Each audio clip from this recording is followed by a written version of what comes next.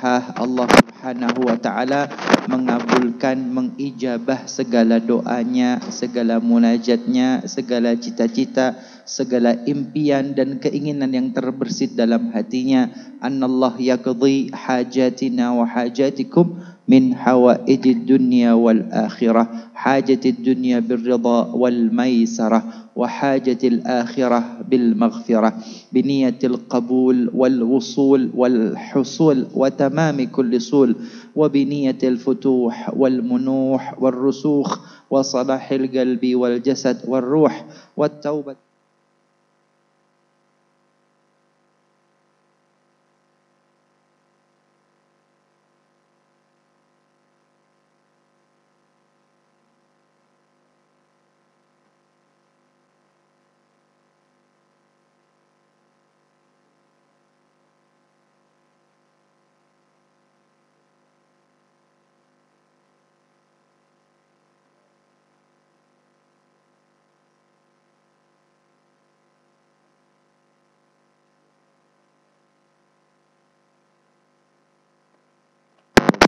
عليهم والضالين آمين. بسم الله الرحمن الرحيم. يا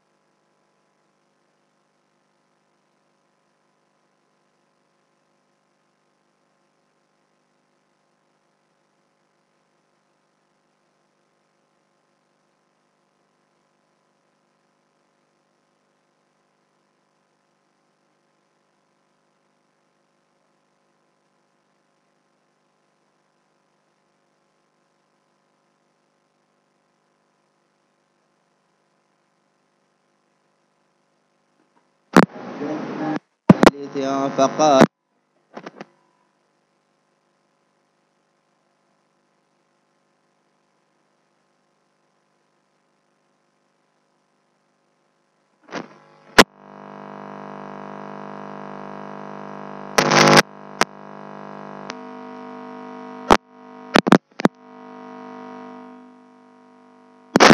إلا البلاغ المبين. قالوا إنا تطيرنا بكم لئن لم تنتهوا لنرجمنكم وليمسنكم منا. قالوا طائركم معكم أئن ذكرتم بل أنتم قوم مسرفون. وجاء من أقصى المدينة رجل يسعى قال يا قوم اتبعوا المرسلين اتبعوا من لا يسألكم أجرا وهم مهتدون. وما لي لا أعبد الذي فطرني وإليه ترجعون.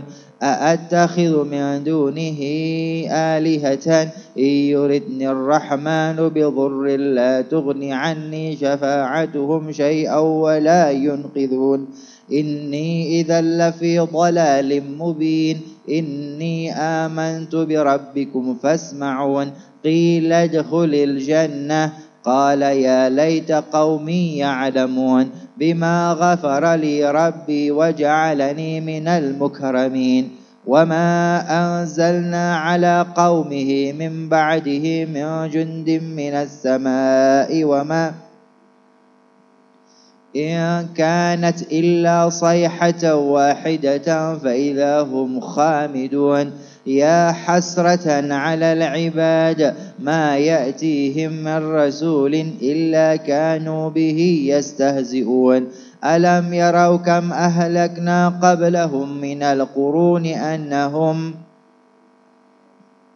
وإن كل لما جميع لدينا محضرون وآية لهم الأرض الميتة أحييناها وأخرجنا منها حبا فمنه وجعلنا فيها جنات من نخيل وأعناب وفجرنا فيها من العيون ليأكلوا من ثمره وما عملته أيديهم سبحان الذي خلق الأزواج كلها مما تنبت الأرض ومن أنفسهم وآية لهم الليل نسلخ منه النهار فإذا هم مظلمون والشمس تجري لمستقر لها ذلك تقدير والقمر قدرناه منازل حتى عاد كالعرجون القديم لا الشمس ينبغي لها أن تدرك القمر ولا الليل سابق النهار وكل في فلك يسبحون وآية لهم في الفلك المشحون وخلقنا لهم من مثله ما يركبون وإن نشأ نغرقهم فلا صريخ لهم ولا هم ينقذون إلا رحمة منا ومتاعا إلى حين وإذا قيل لهم اتقوا ما بين أيديكم وما خلفكم لعلكم وما تأتيهم من آية من آيات ربهم إلا كانوا عنها معرضين وإذا قيل لهم أنفقوا مما رزقكم الله قال الذين كفروا للذين آمنوا أنطعم من لو يشاء الله أطعمه في ضلال مبين ويقولون متى هذا الوعد إن كنتم صادقين ما ينظرون إلا صيحة واحدة تأخذهم وهم يخصمون فلا يستطيعون توصية ولا إلى أهلهم يرجعون ونفخ في الصور فإذا هم من الأجداث إلى ربهم ينسلون قالوا يا ويلنا من بعثنا من مرقدنا هذا ما وعد الرحمن وصدق المرسلون إن كانت إلا صيحة واحدة فإذا هم جميع لدينا محضرون فاليوم لا تظلم نفس شيئا ولا تجزون إلا ما كنتم تعملون إن أصحاب الجنة اليوم في شغل فاكهون هم وأزواجهم في ظلال على الأرائك متكئون لهم فيها فاكهة ولهم ما يدعون سلام قولا من رب رحيم وامتازوا اليوم أيها المجرمون ألم أعهد إليكم يا بني آدم ألا تعبدوا الشيطان وأن اعبدوني هذا صراط مستقيم ولقد أضل منكم جبلا كثيرا أفلم تكونوا تعقلون هذه جهنم التي كنتم توعدون اصلوها اليوم بما كنتم تكفرون اليوم نختم على أفواههم وتكلمنا أيديهم بما كانوا يكسبون ولو نشاء لطمسنا على أعينهم فاستبقوا الصراط فأنى يبصرون ولو نشاء لمسخناهم على مكانتهم فما استطاعوا ومن نعمره ننكسه في الخلق أفلا يعقلون وما علمناه الشعر وما ينبغي له إن هو إلا ذكر وقرآن مبين لينذر من كان حيا ويحق القول على الكافرين أولم يروا أنا خلقنا لهم مما عملت أيدينا أنعاما وذللناها لهم فمنها ركوبهم ومنها يأكلون ولهم فيها منافع ومشارب واتخذوا من دون الله آلهة لعلهم ينصرون لا يستطيعون نصرهم وهم لهم جند محضرون فلا يحزنك قولهم أولم ير الإنسان أنا خلقناه من نطفة فإذا هو خصيم مبين وضرب لنا مثلا ونسي خلقه قال من يحيي العظام وهي رميم قل يحييها الذي أنشأها أول مرة وهو بكل خلق عليم الذي جعل لكم من الشجر الأخضر نارا فإذا أنتم منه أوليس الذي خلق السماوات والأرض بقادر على أن يخلق مثلهم بلى وهو الخلاق العليم إنما أمره إذا أراد شيئا أن يقول له كن فيكون فسبحان الذي بيده ملكوت كل شيء وإليه ترجعون صدق الله العظيم. أعوذ بالله من الشيطان الرجيم. بسم الله الرحمن الرحيم. الحمد لله رب العالمين. اللهم صل وسلم وبارك وسلم على سيدنا محمد عبدك ورسولك نبي الأمي وعلى آله وصحبه وسلم. اللهم إنا نستحفظك ونستودعك أدياننا وأبداننا وأنفسنا وأهلنا وأولادنا وكل شيء أعطيتنا.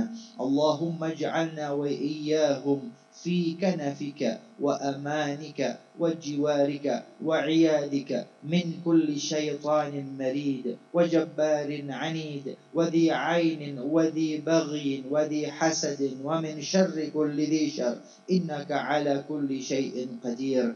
اللهم جملنا بالعافية والسلامة وحققنا بالتقوى والاستقامة وأعذنا من موجبات الندامة في الحال والمال إنك سميع الدعاء. اللهم اغفر لنا ولوالدينا ولأولادنا ولمشايخنا ولإخواننا في الدين ولأصحابنا وأحبابنا ولمن أحبنا فيك ولمن أحسن إلينا وللمسلمين والمسلمات والمؤمنين والمؤمنات يا رب العالمين. وصل اللهم على عبدك ورسولك نبينا محمد وارزقنا كمال المتابعة له ظاهرا وباطنا في عافية وسلامة برحمتك يا أرحم الراحمين. اللهم اكفنا بحلالك عن حرامك واغننا بفضلك عمن سواك. وصلى الله على سيدنا ونبينا محمد وعلى آله وصحبه وسلم. سبحان ربك رب العزة عما يصفون وسلام على المرسلين والحمد لله رب العالمين. Alhamdulillahi Rabbil Alamin. Hadirin hadirat yang dimuliakan oleh Allah Subhanahu wa Ta'ala, semoga ibu-ibu diberikan istiqamah, bu diberikan sabar, diberikan kekuatan. Amin Allahumma. Bu sebagai kata pembuka, boten enten ingkang muspro. Muspro itu apa? Bahasa Jawanya apa? Bahasa Jawanya kok mubadir? Bahasa Jawanya muspro itu apa? Gak ganggu. Apa bahasa Jawanya muspro? Boten enten ingkang muspro. Tidak ada yang sia-sia, tidak ada yang hilang percuma. Semua itu Pak Bu pasti kelak akan kita tuai fadilah, pahala dan barokahnya. Cepat atau lambat, sadar atau tidak sadar. Ibu pernah baca surat Al-Kahfi? Nah, yang perpindahan juz yang tentang fantalaqa hatta, tapi ya kira-kira iling pernah lewat kayak gitu ya. Ini cuplikannya saja. Pertama, beberapa ayat itu cerita sejarah Nabiullah Musa alaihi salatu wassalam. Nabi Musa yang berhadap-hadapan dengan Fir'aun dan seluruh penyihirnya, konfrontasi berhadap-hadapan secara langsung, face to face. Nabi Musa datang sendirian. Orang Malang mengatakan diijeni dewi dengan Nabi Musa. Fir'aun sakbalane penyihirnya, Nabi Musa sendiri. Hibaluhum wa asiyuhum, ketika tali temali yang dilemparkan oleh penyihir itu berubah menjadi ular, maka Allah perintahkan Nabi Musa untuk melemparkan tongkatnya menjadi ular yang lebih besar dan kemudian melahap ular-ular yang lain. Gitu ya. Ini Nabi Musa yang ia mengajak seluruh kaumnya Bani Israel meninggalkan negeri Mesir, kemudian pergi ke Palestina. Yang Allah perintahkan sekali lagi, Nabi Musa memukulkan tongkatnya di lautan, maka terbelah menjadi 12 jalur underpass. Bukan 2 jalur ya, tapi 12 jalur underpass. Nabi Musa yang luar biasa seperti ini, Bu, Pak. Pada akhirnya setelah mencatatkan, menorehkan kesuksesan yang luar biasa, Allah Ta'ala perintahkan Nabi Musa untuk mengguru kepada hamba Allah Nabiullah Khidir. Nah, ceritanya dia salah satunya dalam surat Al-Kahfi. Ketika Nabi Musa bertemu dengan Khidir untuk berguru, kata Nabiullah Khidir, innaka lan tastati'a ma'iya sabra. Sesungguhnya engkau Musa enggak bakal sabar kalau mengguru denganku. Kenapa? Berguru itu butuh kesabaran. Ibu sabar, betul mengguru ngobrol. Gurunya enggak enak. Iya, tapi nadanya tuh enggak enak, sabar. Kok ya iso pas ya ceritanya ya? Enggak, kembali ke Nabi Allah Musa. Innaka lan tastati'a ma'iya sabra. Sesungguhnya engkau wahai Musa tidak akan mampu bersabar kalau belajar denganku. Maka ya sudah, satajiduni insyaallahu sabiran wala a'si laka amra. Niscaya engkau akan mendapati aku orang yang sabar dan aku tidak akan menolak melanggar perintahmu. Fantalaqa. Pokoknya ceritanya panjang ya. Saya cuplikan salah satunya saja. Fantalaqa hatta ataya ahla qaryatin istat'ama ahlaha fa'abau ayyudhayifuhuma. Keduanya, yaitu Nabi Allah Musa dan Khidir, melanjutkan perjalanannya sampai pada suatu desa. Istat'ama ahlaha, karena musafir masuk ke suatu negeri atau desa, ingin bertamu kepada penduduknya. Istat'ama, harapannya dijamu makan. Namanya juga bertamu. Ini alhamdulillah kita sudah dikasih bau-bauan dari dapur. Ya. Sudah ada aroma-aroma ya, lumayan alhamdulillah. Enggak masalah. Tapi ternyata mereka penduduk negeri desa itu abau ayyadhayifuhuma, mereka enggan, mereka abai, mereka tidak mau untuk menjamu keduanya. Dalam apa itu?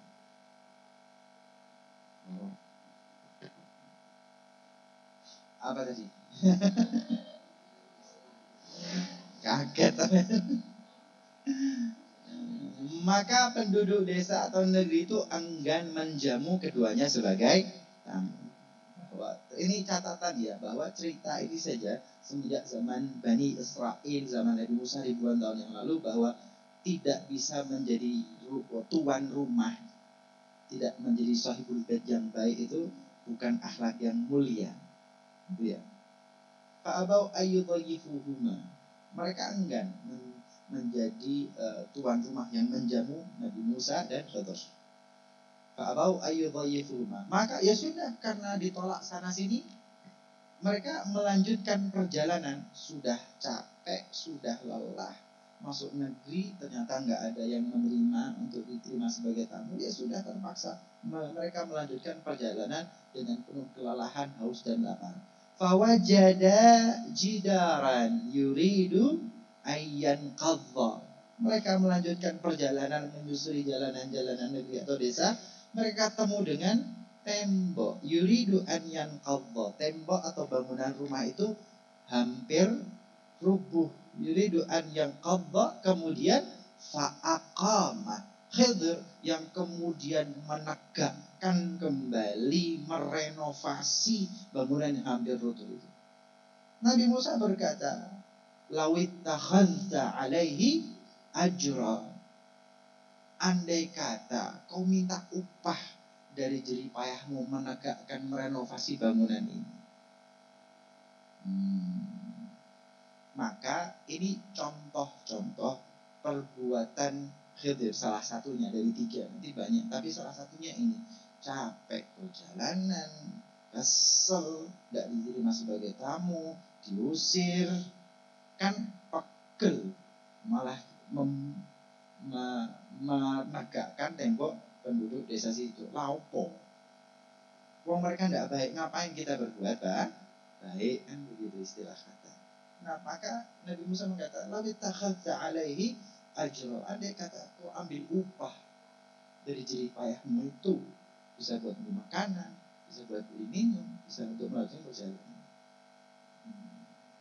Singkat sejarah, singkat cerita, nanti pada akhirnya baru apa sih hikmah dari ini semua. Maka dijelaskan wa ammal jidaru fakana lighulamaini yatimaini fil madinati. Adapun tembok yang hampir roboh tadi, sebetulnya bangunan itu milik 2 anak yatim fil Madinah, yang mereka tidak ada di desa ini, mereka sedang berada di kota. Wa kana tahtahu, dan di bawah bangunan tembok itu kanzun lahuma, harta kekayaan simpanan milik mereka berdua anak yatim itu. Wa kana abuhuma sholihan, dan dulunya orang tua mereka itu adalah orang-orang yang soleh. Dalam riwayat memang kedua orang tuanya soleh. Dalam riwayat dan tafsir mengatakan bukan orang tuanya langsung, tetapi kakek buyut yang ke-7. Bukan orang tua ayah ibu ya. Di atas ayah ibu itu kakek nenek. Di atas kakek nenek buyut. Di atas buyut canggah. Di atas canggah udek-udek. Di atas udek-udek gantung sewur. Di atas gantung sewur, di atas gantung sewur,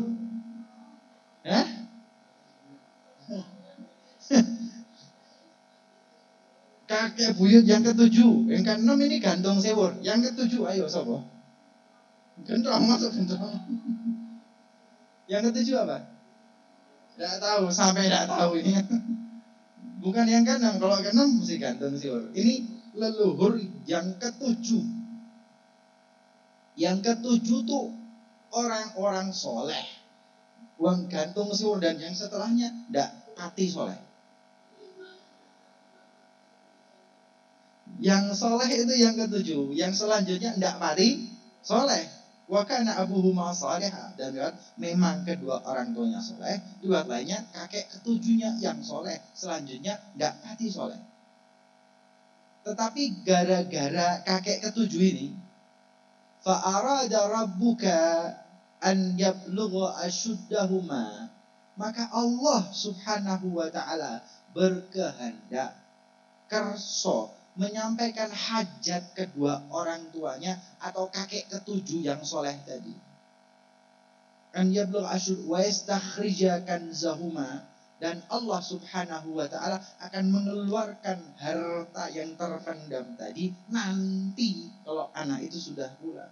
Rahmatan min rabbik, sebagai bentuk rahmat kasih sayang Allah kedua anak tersebut, barokah kedua orang tuanya atau barokah dari kakek wujud ketujuhnya. Ibu, bapak, yang kita lakukan seperti ini loh tidak akan muspro, tidak akan sia-sia, tidak akan sia-sia. Beb, saban Sabtu saya sudah hadir, mesti yo baca Fatihah dan Yasin, niat barokah munajatnya yo saya amini, tapi kok yo pancet saja, kok ya tetap saja, kok pancet kok tetap. Kalimat dari Habib, tidak ada yang sia-sia. Kalau tidak untuk kita, ya mungkin untuk putra putri kita. Kalau tidak untuk kita dan tidak untuk putra putri kita, ya mungkin untuk cucu kita. Lah kalau tidak untuk cucu kita, ya mungkin untuk cicit kita. Di bawahnya lagi apa yang keempat?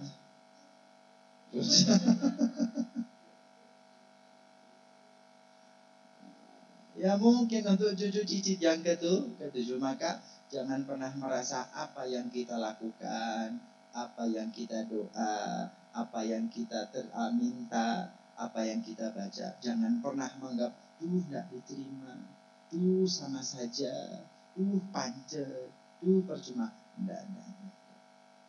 Boten enten ingkang muspro, tidak ada yang sia-sia. Ya. Bisa diterima? Bu, bisa diterima? Tetap semangat. Wah. Tetap semangat. Itu sebagai paragraf pembu. Lumayan ya, pernah baca Al-Kahfi, jadi sekarang tahu ceritanya. Sedikit-sedikit. Sedikit-sedikit. Ngaji sampai mana? Catatan kita. Review.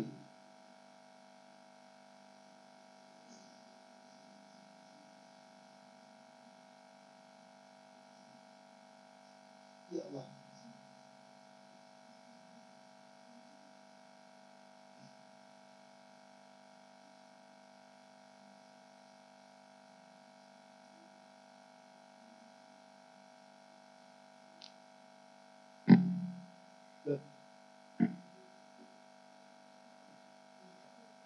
Oh iya. Di sini. Naam.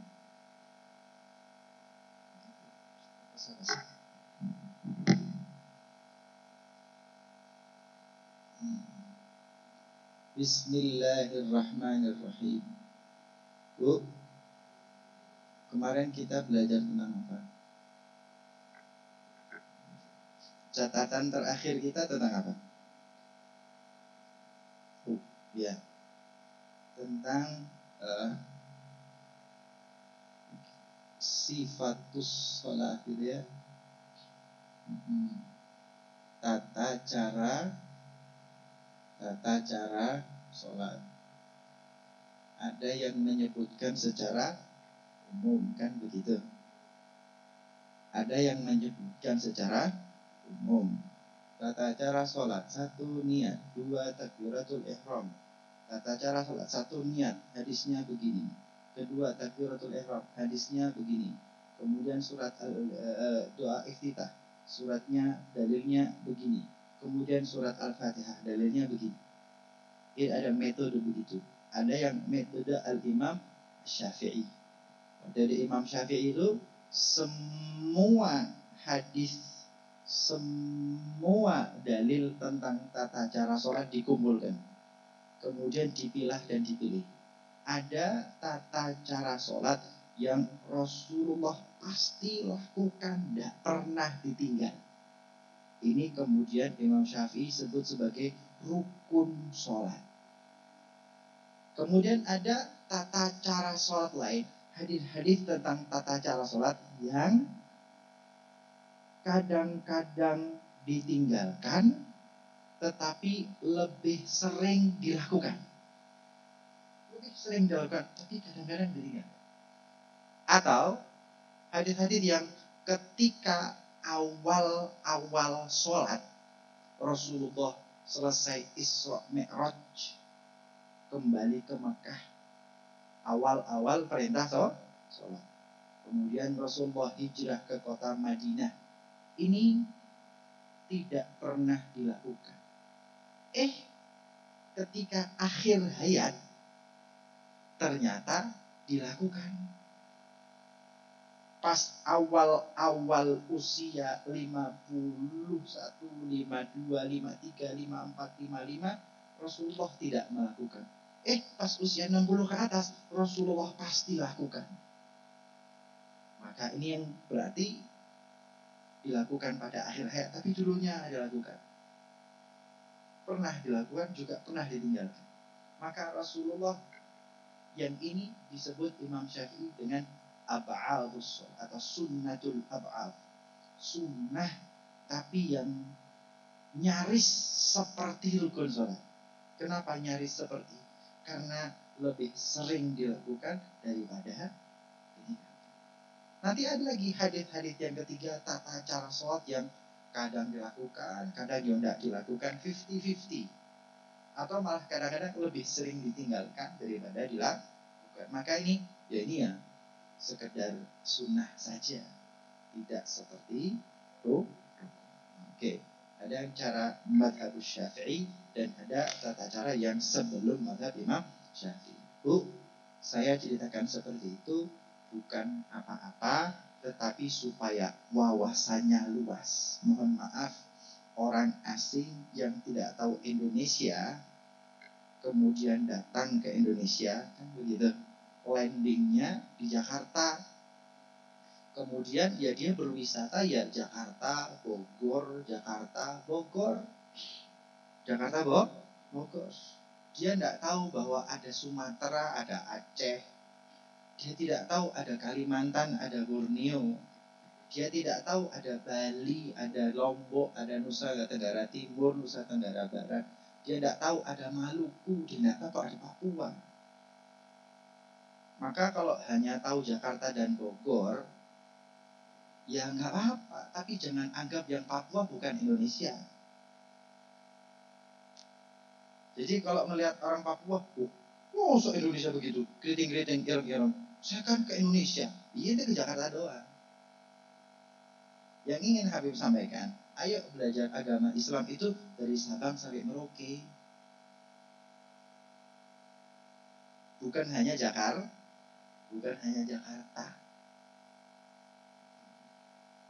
Takjak belajar yang lebih luas. Ya Quran, ya hadis, ya ijma', ya qiyas, ya qawaid fiqhiyah, ya usul fiqh. Kenapa? Islam itu dari Sabang sampai Merauke. Kalau baru ngerti Jawa Barat saja dan orang Sunda, jangan dikira bahwa Jawa Tengah ini bukan Jawa. Yo Jawa Tengah ini, walaupun etnisnya bukan Sunda. Kalau cuman tahu Jawa Barat doang, jangan dikira Jawa Timur nggak Jawa. Jawa Timur itu Jawa. Madura itu loh Jawa. Jawa Madura. Loh orang Banyuwangi, orang Osing itu Jawa. Maka kalau belajar Islamnya ndak luas, nanti dipikir, oh ya Jawa tuh Jawa Barat tok, Sunda, Bandung. Padahal dulu ini ada Jawa Barat, ada Jawa Tengah, ada Jawa Timur, ada Madura, ada Banyuwangi, ada Jogja. Harus luas belajar Islam ini. Mohon maaf, itu pun tergantung, mohon maaf, itu pun tergantung siapa yang menyampaikan ilmu kepada panjenengan. Seumpama orang luar Malang datang ke Malang, tergantung guide-nya siapa. Ketepaan semungkin saja, guide-nya ini orang Malang Selatan. Jadi begitu turun di Malang, dibawanya langsung ke selatan, ke Balai Kambang, ke pantai ini, ke pantai itu, pantai toh. Maka orang ini ketika pulang ke kampung halamannya, waduh, Malang teh panas Malang ini. Malang itu panas, pantai toh. Malang ini kota panas dan kota pantai, pesisir. Kenapa? Karena guide-nya, ustadznya ngajaknya cuman ke selatan. Nah, lain lagi kalau orang lain ternyata guide-nya orang Batu, dibawanya ke Batu, ke Gunung Panderman, ke Pujon, ke Coban, maka dia bilang Malang itu kota gunung, dingin sejuk, tok, nggak ada panasnya. Nggak ada panasnya belas Malang itu. Ya iya, karena guide-nya gitu ya, karena pemandu wisatanya, karena ustadznya bawanya hanya ke situ. Nah kalau kebetulan guide-nya, tour leader-nya bawanya hanya di kota, dibawanya ya ke alun-alun, dibawanya ke Matos, dibawanya hanya ke apa lagi ya, MOG, dibawanya ke Plaza Araya. Maka ketika pulang, apa bedanya Malang dan kota-kota itu sama, mall tok isinya. Tergantung siapa guide-nya. Ya begitu juga kita belajar agama Islam. Belajarnya dari siapa dan apa yang ditujukan kepada kita. Saya berusaha menyampaikan kepada panjenengan, ayo ke Pujon, ayo ke Batu, ayo ke Malang Selatan, ayo ke Dampit, ayo ke Mok, ayo ke Saujajar. Ini jadi kita, Malang Raya ternyata macam-macam. Yang panas, yo ada. Yang pantai, yo ada. Yang sejuk pegunungan, yo ada. Pengen kota metropolitan dengan mall, yo ada. Saya pengen jenengan belajar Islam itu komplit. Tapi yang luas begitu butuh waktu. Dan pasti capek, kesel. Siap napa mboten? Siap napa mboten? Pengen keliling Malang Raya atau nang Saujajar tok? Indonesia. Kira-kira bagi. Jadi kalau ada ngomong Malang itu gunung bla bla bla, iya, saya sudah pernah ke gunung, juga pernah ke pantai. Santai, kenapa ngerti? Tapi kalau ngotot dingin tok, berarti tidak pernah ke bagian selatan dia. Pikniknya kurang jauh. Pikniknya kurang. Kalau cuma satu dong, berarti pikniknya kurang jauh. Bu, tak ajak piknik yang jauh ya. Siap? Yuk. Oke, lanjut Bu ya. Catatan kita sampai mana?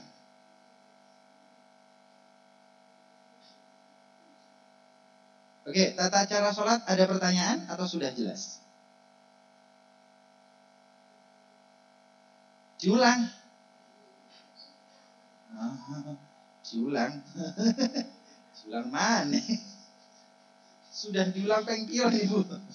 Tata cara sholat, pokoknya kalau madhab lain sifatus sholat, tata cara sholat. Mereka tidak klasifikasi, pokoknya dari awal sampai akhir ini begini, dalilnya begini. Sahih betul, nggak ada yang salah. Versi madhab Syafi'i dibagi. Ini yang rukun, wajib, harus dilakukan. Ini yang sunnah ab'ad, Anda lakukan dapat kesempurnaan pahala. Tidak Anda lakukan sujud sahwi. Ini yang sunnah hayat. Ini sekedar sunnah. Kalau dilakukan pahala, tidak dilakukan tidak apa-apa.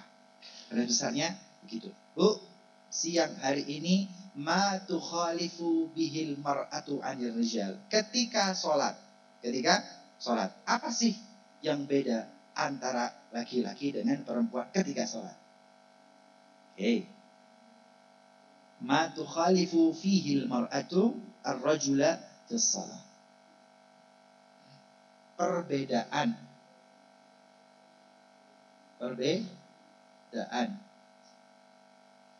lelaki dengan perempuan dalam sholat. Dalam sholat.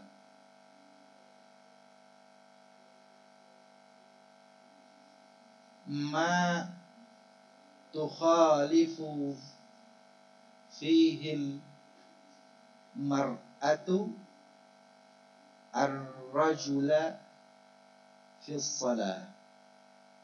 Yang berbeda antara laki-laki dan perempuan di dalam sholat. 1.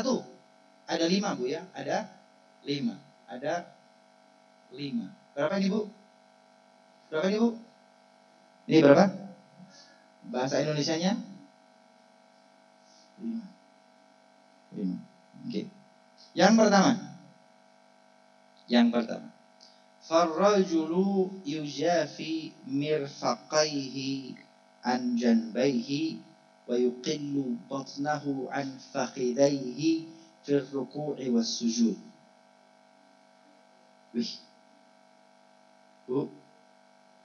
As-sunnatu an yubaidu ar-rajul mirfaqaihi an janbihi fis salah. Bagi perempuan itu Bu, farrajul yujafi mirfaqaihi an janbaihi. Laki-laki itu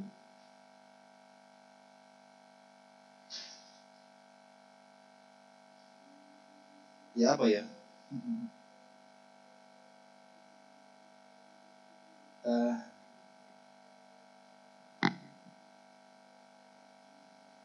Yujafi apa sih? Rasul laki-laki itu membuka, menjauhkan sikunya dari samping tubuhnya.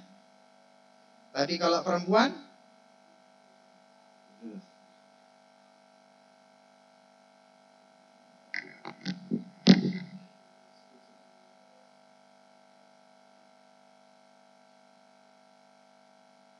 ketika sholat ini, ketika takbiratul ihram dan ketika ruku dan ketika sujud. Allahu Akbar. Dia menjauhkan kedua sikunya dari bagian samping tubuhnya. Laki-laki Allahu Akbar. Kalau perempuan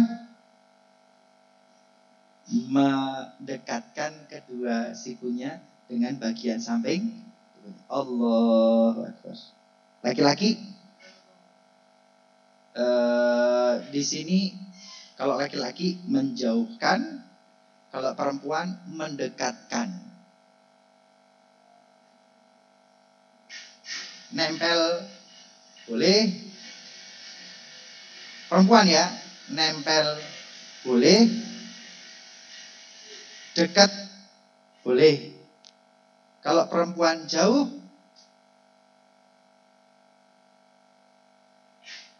ya tidak sunnah. Karena tidak wajib ini. Yang saya sampaikan ini yang membedakan laki dan perempuan dalam sholat. Tapi ini sunnah. Sunnah bagi laki-laki itu menjauhkan sikunya dari kedua tubuhnya ketika takbiratul ihram, ketika ruku dan ketika sujud. Sip. Bu, Pak.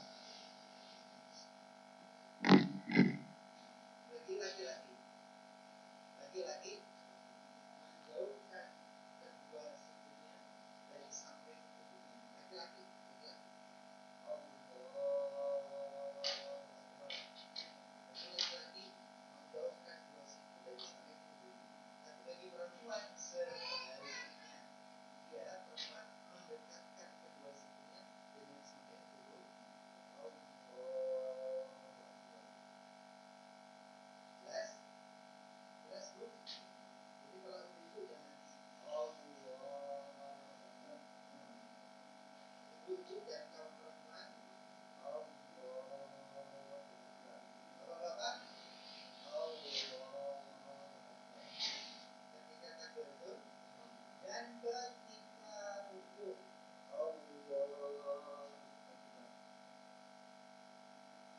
laki-laki menjauhkan kedua sikunya dari samping tubuhnya. Kalau perempuan,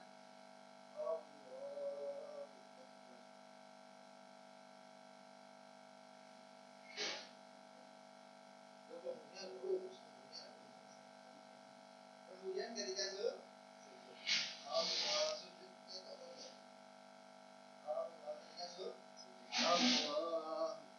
maka laki-laki kedua sikunya menjauh dari samping.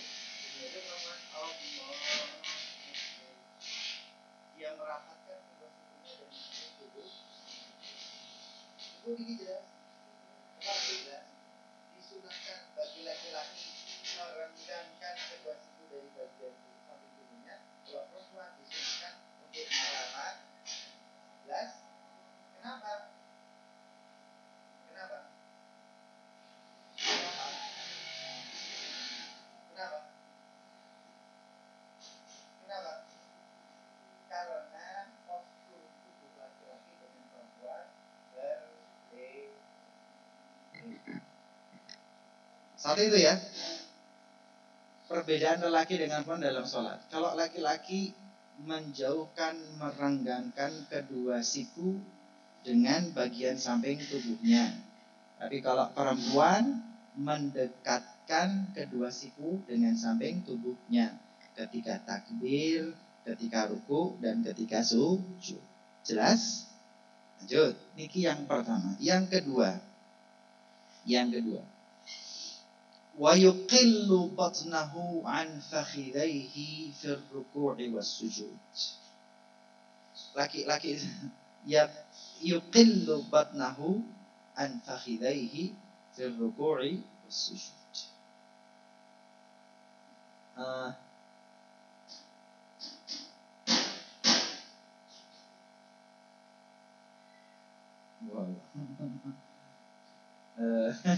Apa ini bahasanya? Yarfa'ur rajul batnahu an fakhidaihi fil ruku'i was sujud. Ketika ruku, laki-laki itu menjauhkan perutnya dari lututnya. Jauh lagi. Jadi kalau perempuan dirapatkan. Begitu pula ketika ruku. Ketika sujud. Sujud apa sih? Bukan dukul, ini apa? Paha dijauhkan dari perut dan ini agak dilebarkan untuk laki-laki. Tapi kalau perempuan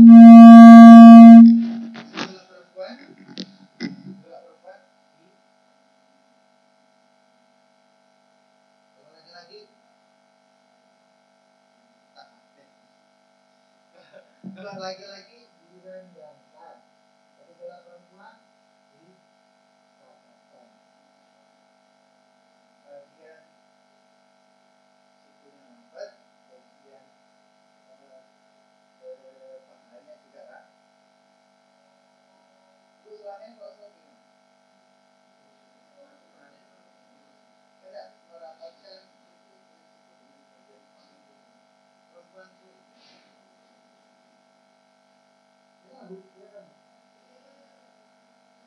Jangan begitu. Laki-laki lebih open, perempuan lebih close. Laki-laki lebih terbuka, perempuan lebih tertutup.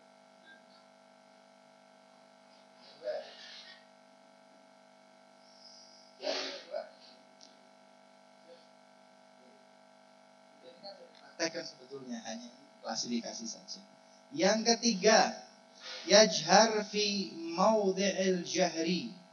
Yajharu fi mawdi'il jahri. Yang ketiga, yajharu fi mawdi'il jahri.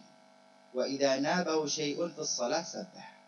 Yang ketiga, yajhar fi mawdi'il jahri. Farrajulu yarfa' sawtahu li salati as-subhi wal maghrib wal isya' wa jami' as-salawati al-layliyah fi hadratil jama'ah. Amma al-mar'ah fatakhfawdu sawtaha idza sallat bi hadratil fajr. laki-laki itu yajhar fi maudhi'il jahri. Laki-laki itu melantangkan suaranya di solat yang memang harus suaranya lantang. Subuh, maghrib, isya, dan ya 3 solat ini ya. Jadi kalau laki-laki ia mengeraskan suaranya.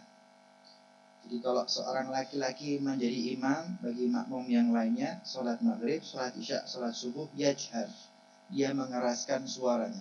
Bismillahirrahmanirrahim. Alhamdulillahi rabbil alamin.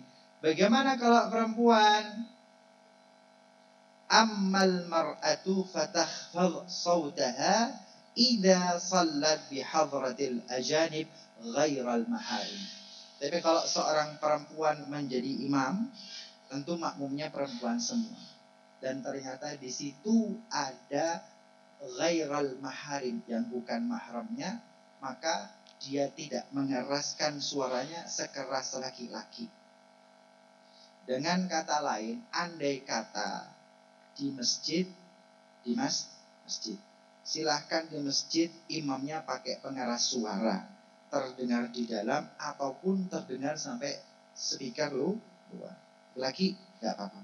Tapi ada kata itu adalah musallan nisa, masjid hanya untuk perempuan. Ketika imamnya perempuan maka suaranya tidak sekeras speaker laki-laki. Kalau memang harus ada pengeras suara, maka ya hanya untuk yang di dalam saja, jangan dikeluarkan speaker luar. Kemudian faidatun. Kemudian, nah kalau laki-laki sekarang makmum laki-laki, makmum perempuan. Makmum tadi tentang imam ya, imam laki-laki dan imam perempuan. Sekarang tentang makmum laki-laki dan makmum perempuan. Makmum laki-laki, makmumnya semuanya laki-laki.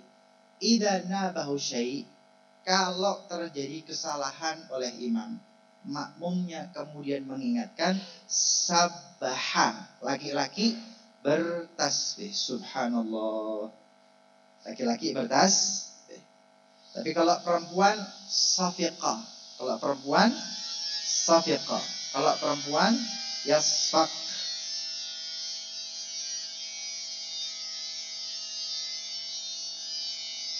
Kalau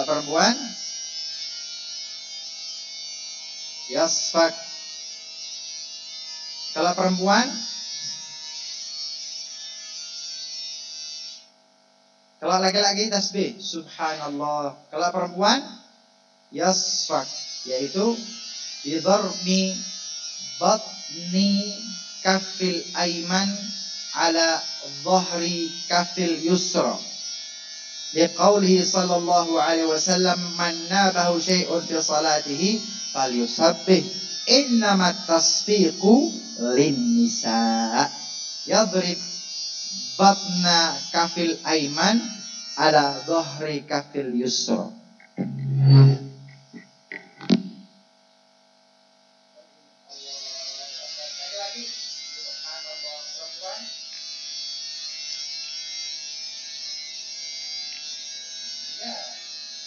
Tepuk kanan, dalam kanan, luar kiri.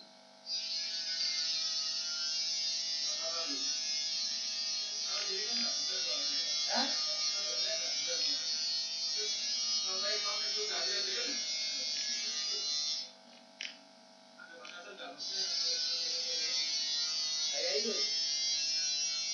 Apa ya?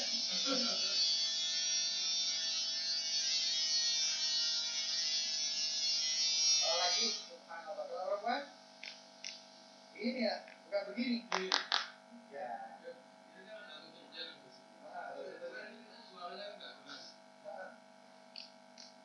Emang nggak usah keras ya? Ya,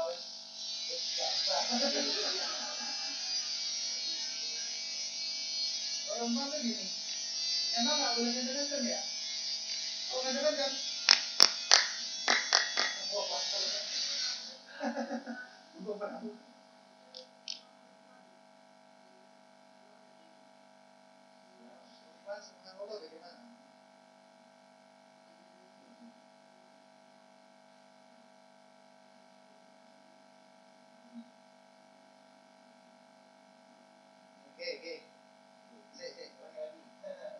Pertama tadi apa? Ketika takbir sikunya beda.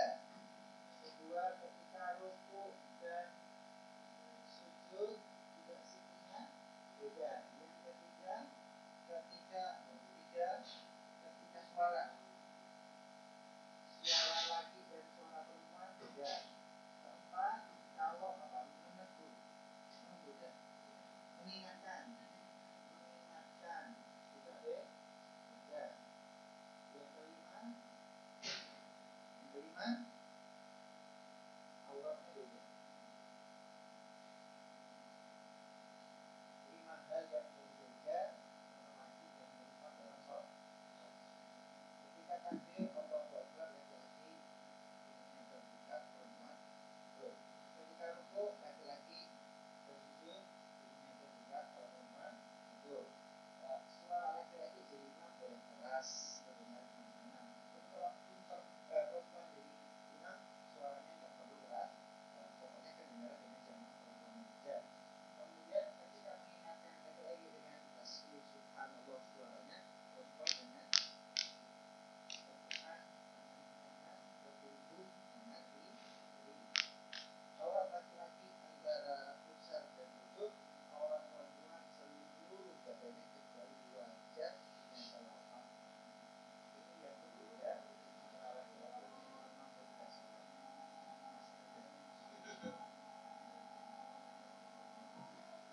Jelas Bu ya? Iya. Nanti pertemuan yang akan datang insyaallah ya direview, diulang kembali. Wallahu ta'ala a'lam bis-shawab. Mari kita akhiri dengan doa kafaratul majlis bersama-sama. Subhanakallahumma wa bihamdika asyhadu an la ilaha illa anta astaghfiruka wa atubu ilaik. Subhana rabbika rabbil izzati amma yasifun wa salamun alal mursalin walhamdulillahi rabbil alamin.